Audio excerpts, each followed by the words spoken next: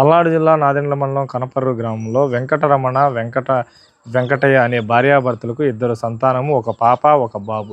పాప పేరేమో లక్ష్మీ తిరుపతమ్మ, బాబు పేరేమో ఏడుకొండలు. అయితే వీరికి పుట్టుకతోనే అంగవైకల్యము, మతిస్థిమితం అయితే ఉంది. అయితే వారికి ఇంతవరకు పింఛన్ అనేది మంజూరు కాలేదు. తక్షణమే మాకు పింఛను మంజూరు చేయాలని తల్లిదండ్రులు అయితే ప్రభుత్వాన్ని కోరుకుంటుంది.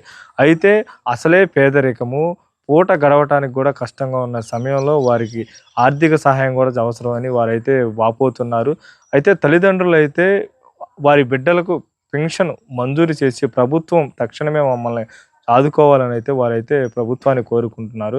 అయితే వారి మాటల్లో మనం విన్నాం. వాళ్ళు ఏం చెబుతారనేది వారితో మాట్లాడే ప్రయత్నం అయితే మనం చేద్దాం. పోయొచ్చా, పరుసూరు పోయొచ్చా, అయినా రావట్లేదు, పట్టించుకోవట్లేదు మమ్మల్ని. పిల్లలకి ఎందుకని పెన్షన్ రాలేదు మీకు ఇంతవరకు? పట్టించుకుంటే కదా సార్, మా కాడ పట్టించుకోక రావట్లేదు పింఛన్. అంటే మీరు సచివాలయంకి వెళ్ళారా? తిరుగుతూనే ఉండా, రోజు పోతానే ఉండా, 4-5 సార్లు ఒకసారైనా పోయి వస్తానే ఉండాలి. సచివాలయంలో అప్లై చేశారా? అప్లై చేసాము. చేసినా కానీ వాళ్ళు పోయినప్పుడల్లా కొత్త పింఛన్లు వదలలేదు, పెడతాం అంటున్నారు, రావట్లేదు. అంటే ఇప్పుడు ఇద్దరికి పూర్తిగా చిన్నప్పుడు కాంచి అట్లాగే ఉంది సార్. మా పిల్లలకి ఏం పని చేస్తారమ్మా మీరు? మేము పనికి పోతేనే, మేము పొలం పనికి పోయి తెచ్చుకుంటేనే మాకు డబ్బులు. 5 పిల్లల్ని పెట్టుకొని నేనే పోవాలి. ఆయనకి ఆరోగ్యం బాగుండదు. ఆయనకి అంతకుముందు నిమ్మొచ్చి పిల్లలు పడితే చెవుడు వచ్చింది. చెవుడు దెబ్బ కూడా వినపడతలేదు సార్. ఏది చెప్పినా మాకు బాగా బాధల్లో ఉంటాం. మేము అధికారుల దృష్టికి తీసుకెళ్లారా? తీసుకెళ్ళాం. ఏమన్నారు? కలెక్టర్ ఆఫీస్ కాడికి పోయాం. పోతే అడగపోతే చెప్పారు సార్, మాకు పిల్లలకి ఎందుకు రావట్లేదు పింఛన్ అని అంటే మమ్మల్ని పట్టించుకోవట్లేదు అని చెప్పాం.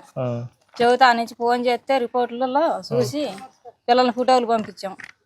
పంపిస్తే చూస్తామన్నారు వాళ్ళు. ఈ సర్టిఫికేట్ తీసుకొని ఎన్ని సంవత్సరాలు అయింది?